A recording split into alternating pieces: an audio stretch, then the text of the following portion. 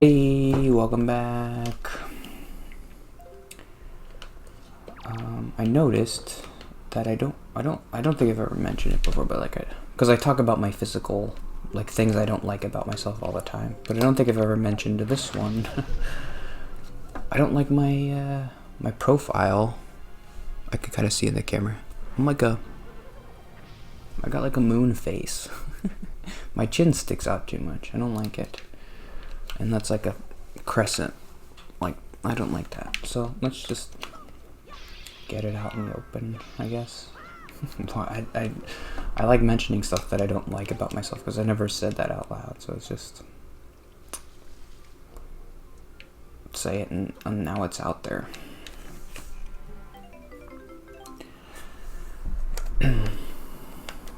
Fairies, they always look so sad. How are my Mets doing? The Nets won, and the Mets are gonna lose. It's tied 2-2. They're gonna lose. We all know it. They stink. What was my other note about Jesus? Jesus is like, cool, man. Okay, let's go. Gotta kill that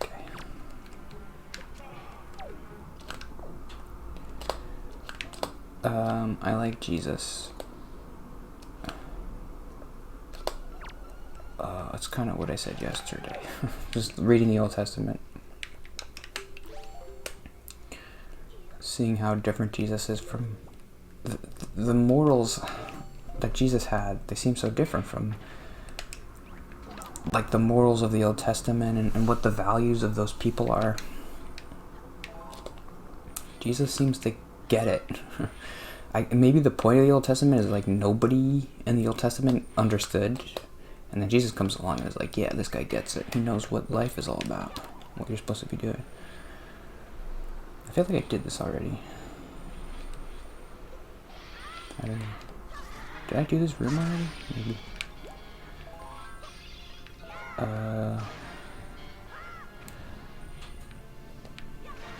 We'll see. Ah, my nose. Yay.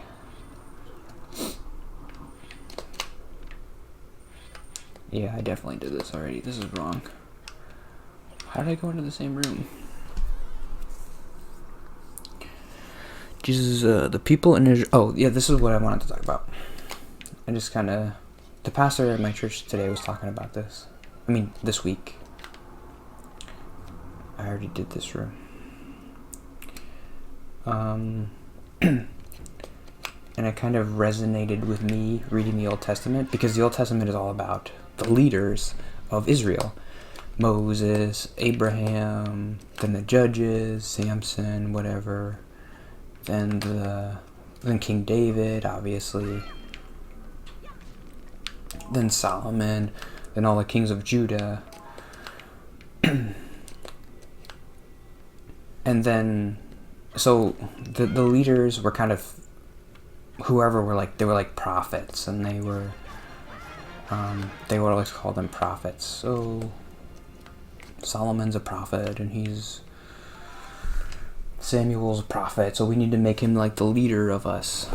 And so Jesus comes along, and he's kind of like doing this crazy stuff. He's doing these miracles, and he seems like a prophet. Everybody's like, a lot of Israel, or a lot of Jews were like, well, let's make him a king, because like that's what we do, right? This is like an Old Testament prophet. Like, we haven't had one of these in a long time, so let's make him a king, like the Old Testament king. Like, let's give him a big palace and give him all these wives. And Jesus comes and he's like, no, they were all doing it wrong. That's the point, I guess, of the Old Testament, is like, the kings weren't real kings. God is king. And did you read the Old Testament? Because like, they made a lot of mistakes, so they're not like role models. They're bad people. Am I supposed to make this jump? Can't be. Maybe. I'm gonna make it. Ow. Just hang in there a little bit longer. Oh.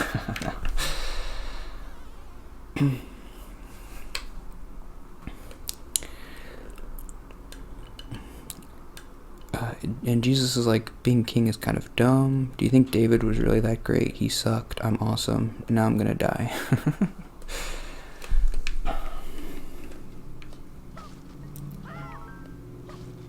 Yeah, Jesus was so awesome they had to kill him. That's like the whole point of the story.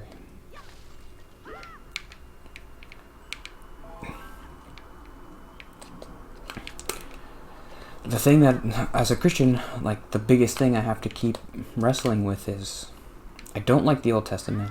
God specifically says a lot of stuff that I don't like. Like, God directly talks in the Old Testament, and he's like,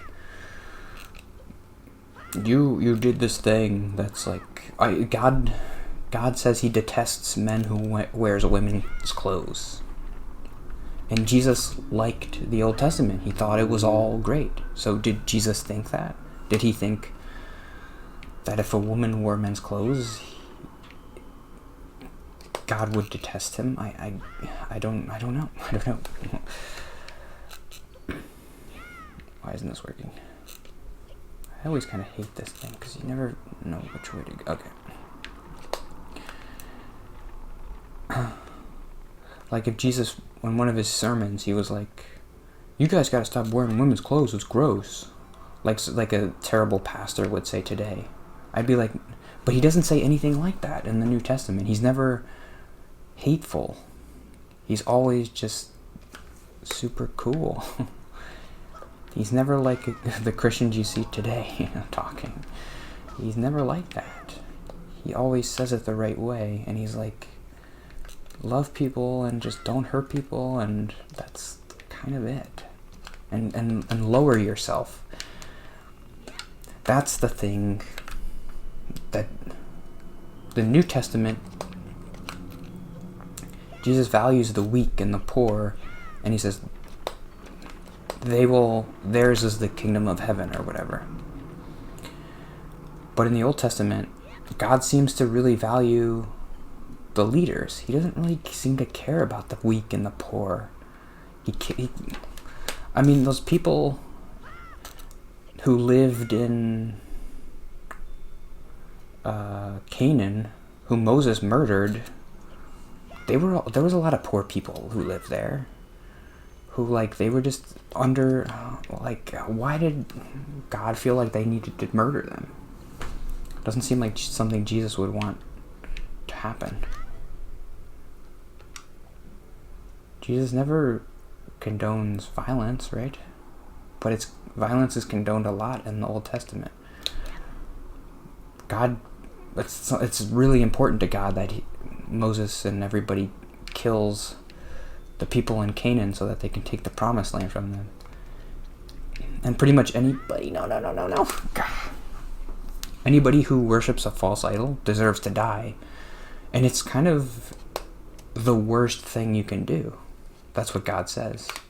There's 5 commandments that are dedicated to worshiping a false idol. In the Old Testament, the reason why Solomon's kingdom falls, the reason why they go into Babylonian exile, all the bad things that happen to Israel in the Old Testament is because they start worshiping false idols. That's what the Bible says.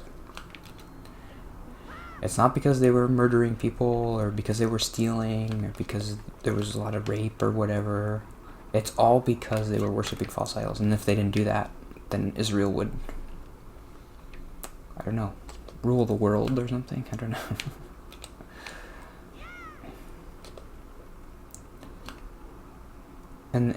And Judges, that's basically what happens. God appoints a judge. The judge leads Israel. I didn't do it right. Can I make it still? God lets Israel prosper.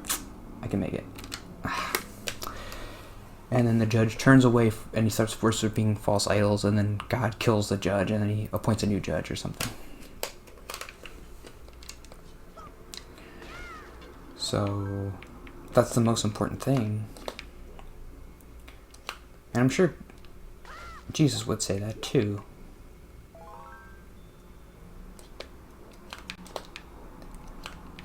And modern Christians are always like, oh, idols can be anything. Like, video games could be idols. But it's true, but it's not really what they're saying in the Old Testament. They're literally saying false idols, like different gods. If that's the worst thing, they're not saying like, oh, I don't even know if they ever mention that once, like, if you worship your butter churn, then you're like, do they say stuff like that? I don't know. What else are you gonna do in the 6th century BC? You're just gonna, I don't know. Sometimes I think, oh, the Bible's fake because they were just bored and they made stuff up. But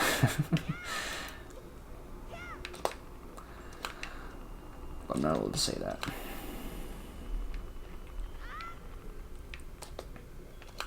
This is why I can't have a God is Grey type YouTube channel, because I think eventually I would just kind of start saying stuff like that. Like, I'm still a Christian, but like, this whole Bible stuff's kind of, it's probably all fake, right?